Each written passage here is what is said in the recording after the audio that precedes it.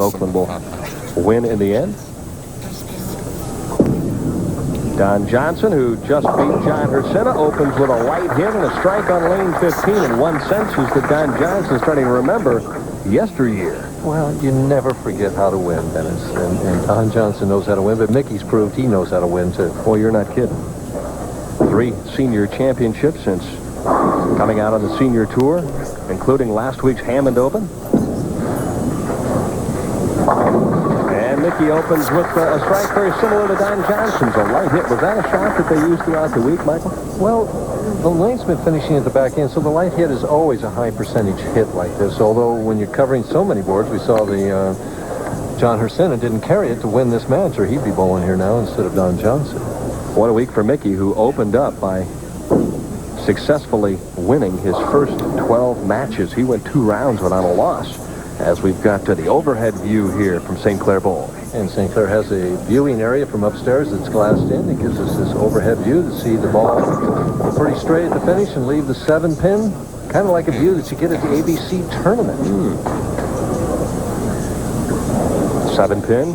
All we've seen pretty much are 7s and 10s here this evening. Not too many 4-pins. We might see a few 6-pins when Adam Toney finally warms up. Our top seed, he's the only left-hander in the finals. Although the left-handers bowled very well. Rich Holden made a run at the top 5 and fell just a little bit short. Mickey cross lane at the 7-pin. Smooth delivery, smooth release. And obviously bowling with a lot of confidence. Obviously.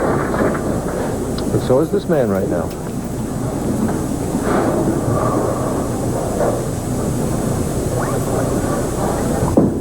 Into the swing quickly, direct up and at him. Coco Johnson opens up with a double, and he'll get Mickey's attention very quickly here in the semifinal. And since he switched to this other ball, he's done nothing but strike or 1 10-pin there in the 10th frame. Very good reaction with this ball. Throughout his career on the PBA Tour, Mike, was he a player that made a lot of ball changes throughout tournaments? He was always an innovative player one way or another. I can remember back in the mid-60s at Denver, he won a tournament there throwing the ball over the gutter to the half board. So he's never been afraid to try new things. As the pin comes up a little bit short and leaves the 10. And a man that was behind many of those victories, a man that Don Johnson gets credit for probably more than half of his tournament victories, is Fred Borden. And Fred and I are very good friends. We've talked a lot about Don Johnson. And one of the things that Fred said was, Denny, the most amazing thing about Don was that he would try anything that I suggested, no matter how crazy it was. He would try it just to see what might happen. Very open-minded player. Well, what that tells me about him is that he's not proud. In other words, it's not that, hey, I know better, I'm going to do what I think is right. It's that, hey, I'm listening to what you say, and I'm going to try and put it into practice and give it a chance to see if it'll work. Meanwhile, 26 national titles later, he finds himself paired up against Mickey Spiezio. He leads by 9. On the right-hand lane, nice shot, and Mickey kicks out the 10-pin. Mickey real smooth tonight. You hardly hear that ball hitting the lane as he's letting it go. It's just coming off his hands so clean and so pretty. The overhead shot, Mickey right around the second arrow, sliding in the middle of the lane on a very little slide. Very little break, minimal break, and the 6 barely gets the 10 out, but does it. And if you watch how late Mickey gets his ball into the swing, they're exactly the opposite. Coco's in early, Mickey's in late. And there's more and more way to get it done.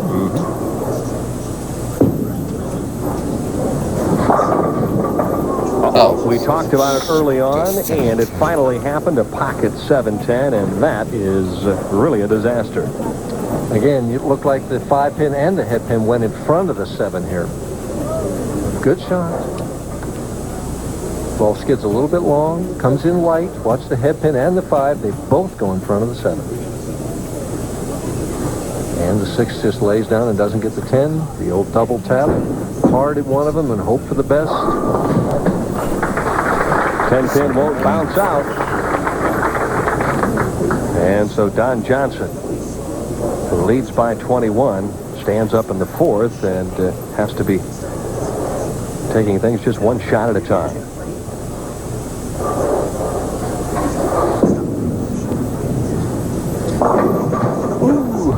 Boy, did you see how quickly he cut that arm swing off? That one never even got to shoulder height coming through. I wonder if he was trying something a little different on that lane. No, I don't think so. I think he just had to catch up with the feet.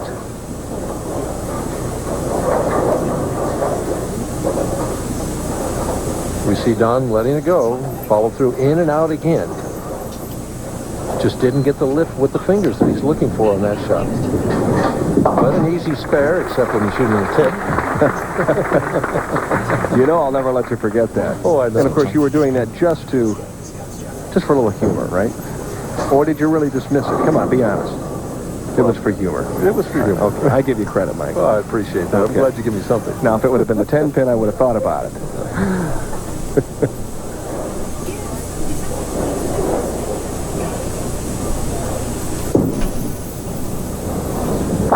Pretty shot there. Got the lift with the fingers that he wanted that time. Beautiful shot for Don Johnson, who strikes in the 5th. A 20-pin lead. Now Mickey Spiezio will try to go to work on lane 16.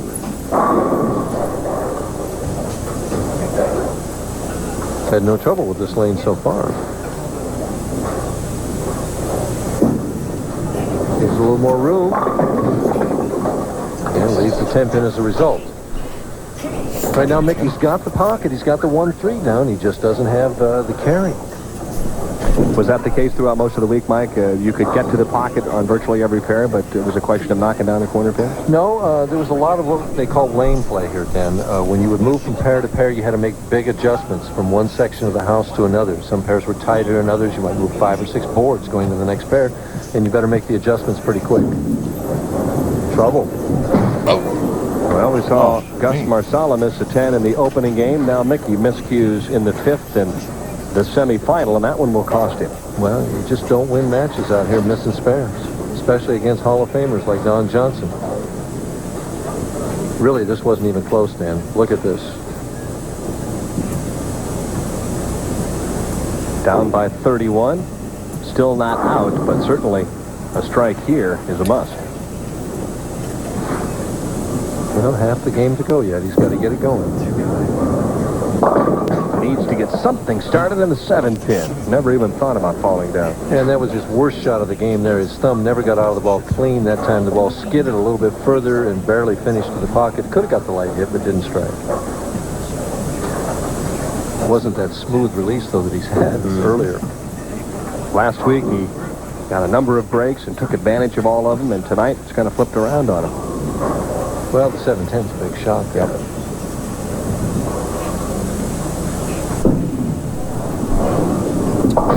All right, a spare up for Spiezio, and he trails by 31.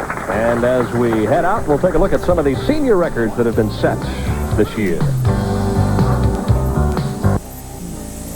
But hurry, this offer won't go into extra innings. This shot is now in the 7th frame, as while we were away, Don Johnson spared in the 6th, comes up with a strike. Now in the 7th, and leads this match by 31 pins. Well, Mickey, the best he can get if he strikes all the way out is 217 at this point. He better start doing it right now. He's got to put some pressure on Mr. Johnson. Well, he struck in the 1st and the 3rd on lane 16. Needs a break and finally gets one as he rattles them around. It'll be interesting to see if he makes any kind of adjustment on lane 15. He's been light every single time. It's been in the pocket, but he's been light. If he wants to try and, fudge a half a board to the right to try and get that ball up solid into 1-3. Out of Crest Hill, Illinois, this 55-year-old pro with 3 senior titles. He's really been a factor on the PBA Senior Tour. Interesting, he's the oldest man on the telecast tonight, too.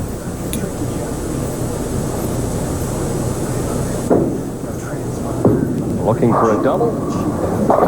And almost a carbon copy shot of what he offered on 16. So Joan feeling a little bit of hope, although she's probably wondering what might happen to Coco. And his lovely daughter, Kathy, looking on, too. A replay of Mickey's light strike. This is basically where he's been the whole game on this lane. A little lighter yet here and caught this strike.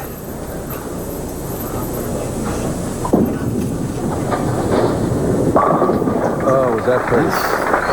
Just getting more lined up.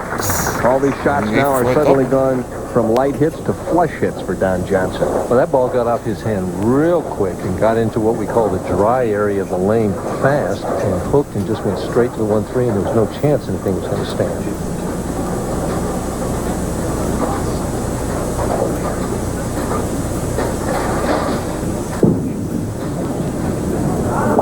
Well, he knew when it left it wasn't quite what he wanted, and he ends up with the 2-4-5. With a conversion, though, no matter what Mickey does, he can't shut him out. But he's got to make this 2-4-5 to keep the pressure applied to Spiezio, make Spiezio strike out.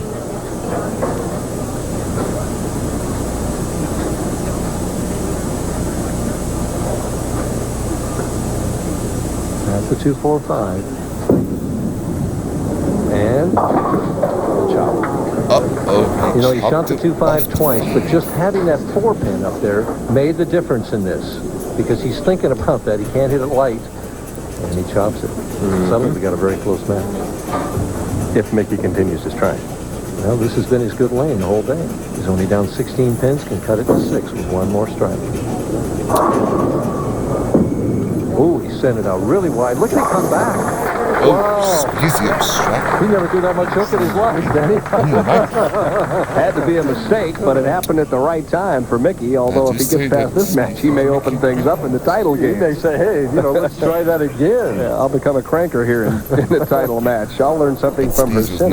Well, I'll tell you what, now, he's in the position. He's been struggling the whole game, behind the whole game, but if he strikes here, he takes the lead for the first time in the match.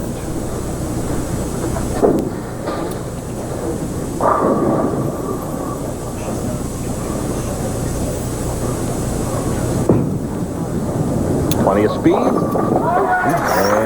now Spiezio is ahead. And last week against Mr. Weber, he struck when he had it too.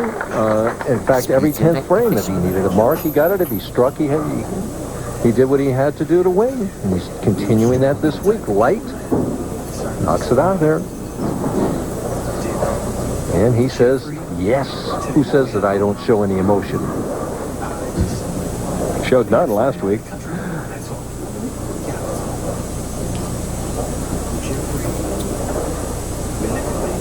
This is for the win.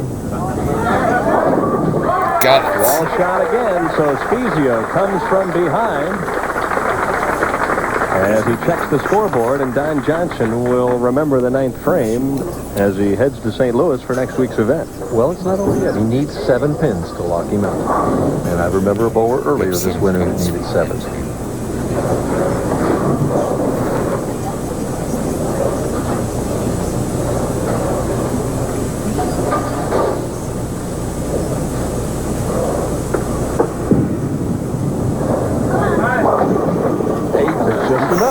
Boy, the bucket was there momentarily. Don Johnson up to congratulate Mickey Spiezio, who shoots .215. So Mickey moves on to the title match. And he will take on our top seed, Adam Toney. And for Don Johnson, a 3rd place finish. Very solid performance up until the 9th frame where he let Mickey back in, and that was costly. Well, he'll remember it because the match was in his hand. He had it and let it go. He had it and let it go. You hate to lose a match, miss him a spare. Hate to lose anyway, but miss him a spare, really, you remember those kind. Don's still enjoying the night, though. This will be a good one to build on. His first appearance in the championship round on the senior tour, and he'll learn from that. What was it, a match? That's what he wanted in the 9th frame. Well, he switched back to that ball that he started the match last game with. That's the brand new ball that doesn't bite. And probably he'll be thinking, well, I should have done that in the 9th frame. I like it.